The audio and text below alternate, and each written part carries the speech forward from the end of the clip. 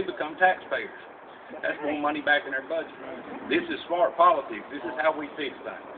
By adding on the Medicaid expansion, there's an estimated $240 million in local and state sales tax. Now, our budget gets over 51% of its funding from sales tax. So by raising the minimum wage, freeing up enough spending to do Medicaid expansion, we can start to make money. Now our budget's funded. And we go to the third thing. And the third thing has to be mental health care reform. We have completely abolished mental health care in this state. I think their budget this year was $39 million. That's less than it was 9 years ago. And if we can create a mental health care system statewide that is efficient, with an effective mental health care system, we can reduce the population in jails by as much as a third. We've got people in jails that are sick. We know they're sick because we're spending $3,000 a month on their medications. And somebody suffering from mental health care, I don't think we need to lock them in a cage. They need a bed. And this is how we can do it. The funding that we will, the increased taxes that we will get into our budget will allow us to expand that mental health care system and take care of these people.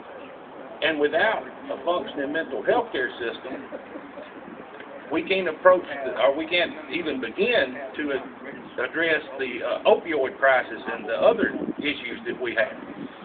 Now, with Medicaid expansion, once those people that we're paying $3,000 a month now for the medication in jail, once they get into mental health care, out of a cell and into a bed, Medicaid picks up 90% of the cost of that. In Alabama, because we refused Medicaid expansion, we've lost, they say, $1.9 billion in federal funds coming in. Those funds will start to come back in. And then my fourth point is education.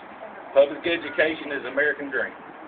Without it, we can't tell that child that he or she can be president one day unless we provide first a free, equal, and quality public education.